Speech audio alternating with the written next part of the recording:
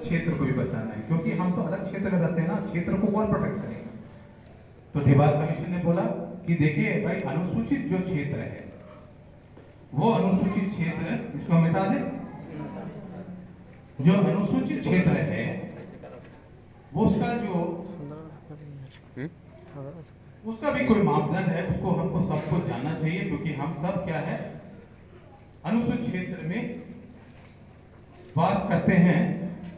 और उस अनुसूचित क्षेत्र में वास करने की वजह से हमको जानकारी होना चाहिए कि किस वजह से वो अनुसूचित क्षेत्र। पहला है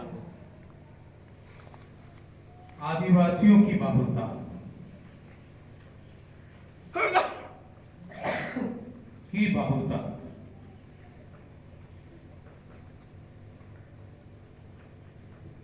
ठीक है। बाहुल्यता मतलब बहुसंख्यक, मेजॉरिटी जो है वो आदिवासी लोग है, रहते हैं वहां पे। शेड्यूल्ड एरिया में जो है, अनुसूचित क्षेत्र में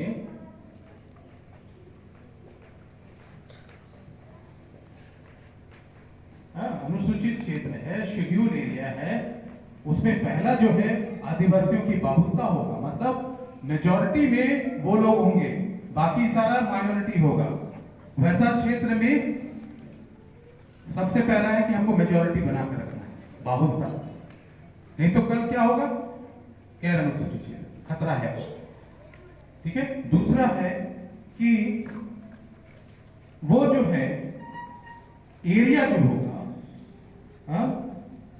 वो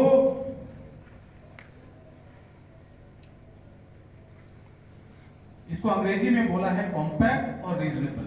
अब इसका हिंदी होगा कि तार्किक रूप से, या वो जुड़ा हुआ एरिया है ना। इसको हम कॉम्पैक्ट को हिंदी में अगर हम बोले तो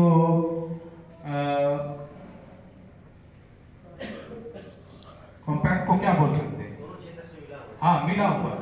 उसको अगर हम सामान्य भाषा में बोले तो संगठित या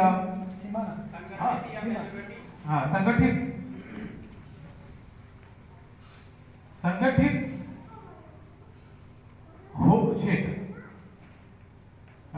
और वो एक तरह से रीजनेबल एरिया होगा। रीजनेबल एरिया हम उसको इसे देते हैं, हाँ, रीजनेबल एरिया होगा। जैसे रीजनेबल एरिया, जैसे कि छोटा नागपुर का एरिया है तो प्रशासन की दृष्टि से वो रीजनेबल संगठित क्षेत्र है। संथाल का क्षेत्र अपना है और कोल्हान का क्षेत्र अपना है, और उसी तरह से उरांव का क्षेत्र अपना अलग है।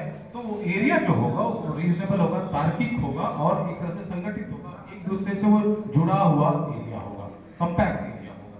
ठीक है, बिखरा हुआ नहीं होगा, ये है उसका मतलब। तीसरा जो क्या है कि प्रशासनिक